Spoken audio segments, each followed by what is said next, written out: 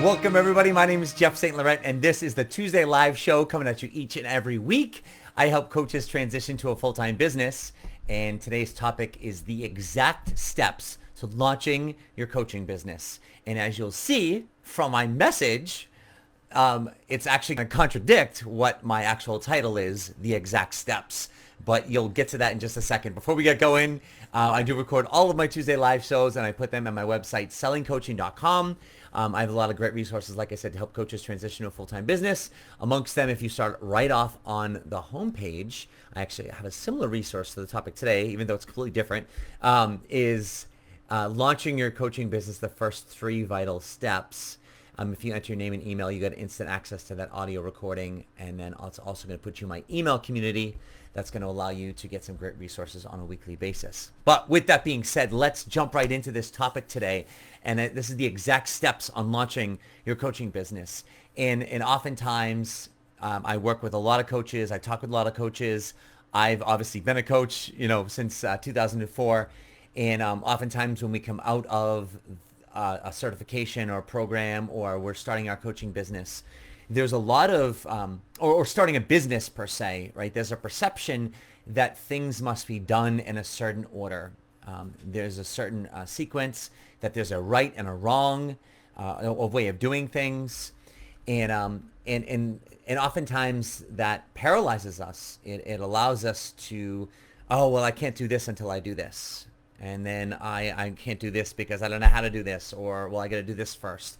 And sometimes it overwhelms us. Or secondly, we set this we have this sense of perfection that almost sets an impossible task for us, an unachievable ideal that we must set, that we don't ever achieve, and therefore don't ever get started in the first place. And I'm here to kind of bust that a little bit and bust those, I would say, myths in a lot of ways. Because at the end of the day, entrepreneurship is very different than other pieces, on other areas in our lives where there is a certain sequence of doing things. There is a right and there is a wrong. If you're disarming a bomb, as an example, there's a certain sequence, that you must follow. I don't know how to disarm a bomb. I only know probably what most people know, which is, you've got to cut a certain wire first. I don't know. But bottom line is there's a sequence. There's a right way and wrong way of doing it, because if you do it the wrong way, guess what? The bomb explodes. You're building a bridge. There's a right order with which to do things. A state or a city doesn't decide to build a bridge and just start breaking ground, right? They don't start buying materials before other things are done. Certain tolerances are met, and certain the schematics are drawn and approved. And the whole point is I'm not an engineer or a bomb squad bomb or diffuser, should I say. We are not. We are entrepreneurs. And the difference with entrepreneurship, there's a huge difference in the sense that entrepreneurship requires fluidity. It requires responsiveness, adaptiveness. It requires decisiveness. It requires speed to market. It requires flow. And that's entrepreneurship. And there's no rhyme or reason. There's no set plan. There's no set way. There's no right or wrong way of doing it. And to me, anyone that tells you there's a right or wrong way, then don't listen to them. They may have certain methodologies, right? I have certain methodologies, but if I'm helping someone and something I share, a methodology doesn't feel right to them, it doesn't. Oh, well, you have to do it or it's wrong. I'll say, well, let's look past the methodology and let's look at the philosophy. I don't even know if I'm using the right words, right? But there's a fundamental reason why I'm sharing this activity. So, let me share with you why this is important, and then how you do it is completely up to you. And if it's that point you still don't want to do it, I'm not going to force you to do it. I wouldn't be doing my job as a mentor if I didn't say, like, hey, this is a vital component to your business. But how you do it, how you express it is completely up to you. And I'll guide you through that. But that's where that adaptiveness comes from. And if you filled yourself in a room with 100 successful coaches, and success can be defined in a lot of different ways, but one of which would be monetary success, along with other pieces of how people define that. And you ask people, how they got started in their business. You might hear, if you had 100 different people, you probably might hear 100 different ways. And there's no right or wrong way to doing it. You might find a theme, you might find a trend, but at the end of the day, whatever it is that you're doing, it's vital that you actually do something. And today it's a quick, it's a simple message, but I want you to wipe away the right and the wrong of doing things like, oh, well, I can't get clients until I get certified, or I can't launch myself until I get certified. Okay, well, if that's what you believe, that's okay. Then wait. I'm not saying don't listen to that. If that feels right for you, I have clients that they have to do things in a certain order. Okay, no, there's nothing wrong with that. I'm also there to tell them, well, you don't have to, but if that's how you work, then let's honor that. But my message today is to say that there doesn't have to be an order unless you feel and deem it necessary. Do you have to have your website before you put yourself out there? No, you don't. Do you want to? Okay, then do it.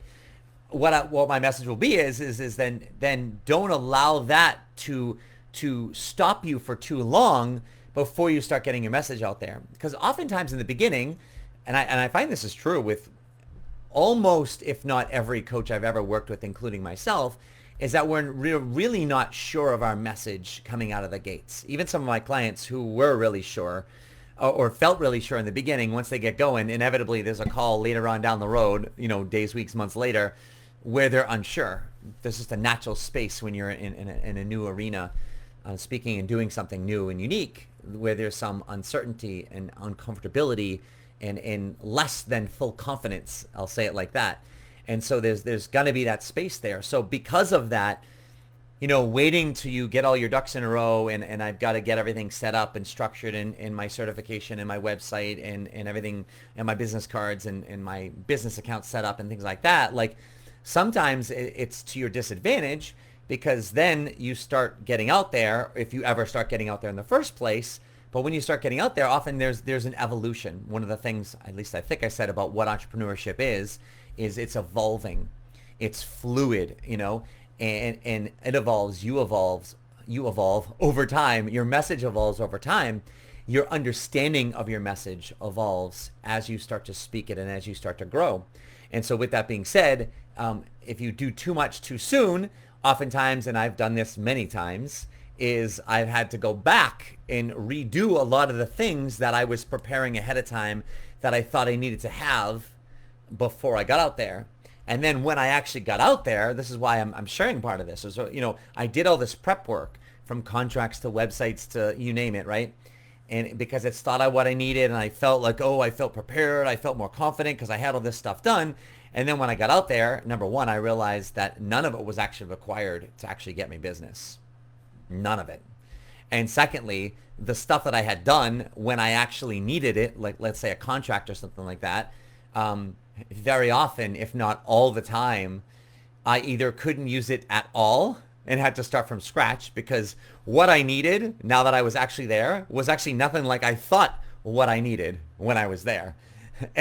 Or number two, I had to spend enough time or a lot more time modifying and changing and adapting what I had to try and fit the specific situation. And oftentimes I found myself, on my computer saying like, I just feel like I wasted a bunch of time. And I was actually spending more time trying to recreate and morph something that I already put time in to try and salvage my past efforts. I think you can get what I'm saying.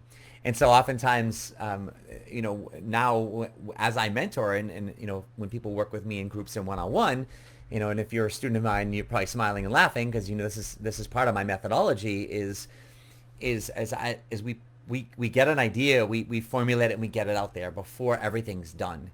And we do things in a sequence as they're needed and only as they're needed and only do what's necessary in order to, let's say, get a client or sell a course or something like that.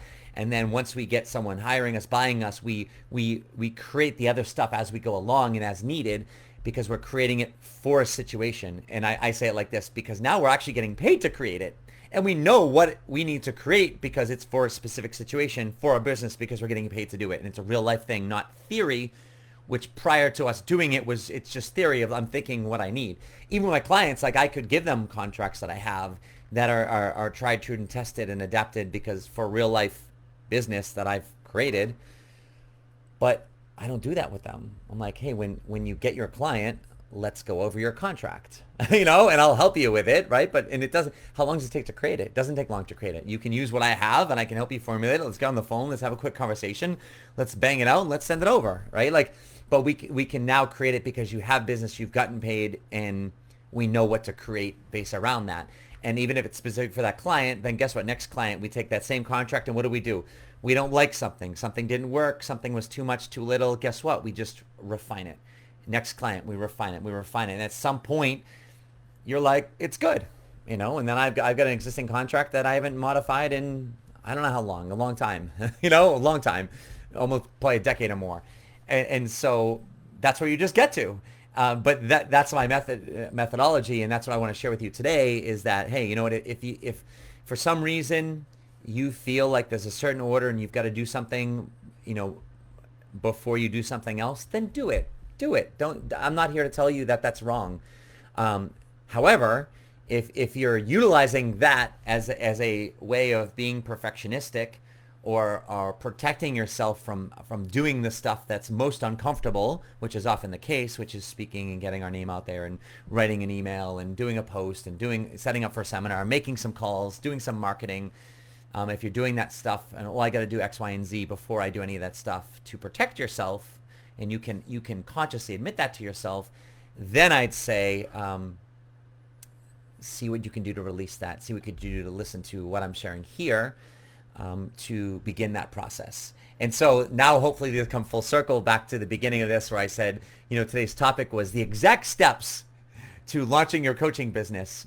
If you notice today, I didn't give you any exact steps. In fact, I was super vague, didn't give any exact steps at all.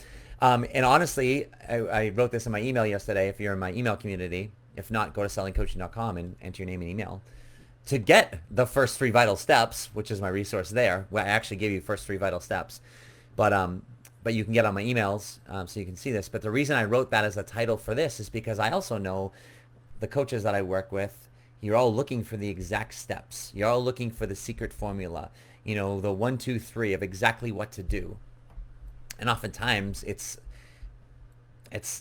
the most unnecessary thing. Now, yes, is there some order to some stuff? Of course there is, but it doesn't mean that if you go out of order, it's wrong. And that's my main message for you today. But if you notice in my marketing of this, I know what you're thinking. I know you're thinking the exact steps, I need to listen to this.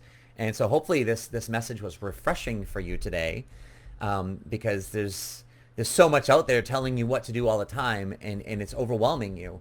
And so today is all about for the person who maybe is overwhelmed with all the steps and what to do or what I need to get done before I need to do this and before I start this. And maybe say screw it all. Let me do a live broadcast. Let me write a post. Let me get some emails together and let me send an email out to even some close friends and family members, and start that process off. And then, wow, I got a great response. Wow, maybe I should formalize that a little bit, right? Maybe you could set up an event, with some close friends or, some colleagues or whatever on a general topic like awareness or, some personal development topic, where you can speak for 30 minutes around something. And that might freak you out. Well, Jeff, well, how do I follow up? What if you didn't have to worry about that? What if you just did an event and see what came from it? That's what my clients do, right? I'll set them up. We give them a little bit more structure, obviously, but we get them out there, and then we get them out there. And from there, what we can do is now what comes of it? Well, geez, this person asked me about my coaching. What do I do? All right, let's talk about it. Let's start to formalize it a little bit, right? Let's figure this out. Let's start to build your process. Okay, we need this. Let's do this. You need this email. Let's do this. We create it as we go. And for some people, that's very scary. And I'm not suggesting, you just create a very loose business model. How often, even when I think back to when I started back in 2004, my coaching business, it's kind of how I began. I was trying to get all the formal steps and get my business name and everything all set up and my website and my business cards and I was just stuck. And my friend's like, well, what are you doing to get yourself out there? I said, nothing. Well, I want to run a seminar, but I've got to do all this, I'm waiting for my business cards to come in. And I remember he's like, well, how are your business cards going to help you, fill the seats in a seminar and run a seminar? How is your website going to do that? And I'm like, it's not. He's like, so why are you waiting for that? And I'm like, valid point, because I was scared. So I did it. And that literally that brought on other questions that I had to figure out along the way, which, 6 months later, 8 months later, I started to have some form to my business, and that's where I started off at. And that's what I learned along the way, which is what I wanted to share with you. all of you today. So I appreciate you watching. If you're in a position, obviously, where this is relevant for you and you really require more mentoring and guidance, I am available for some one-on-one mentor coaching.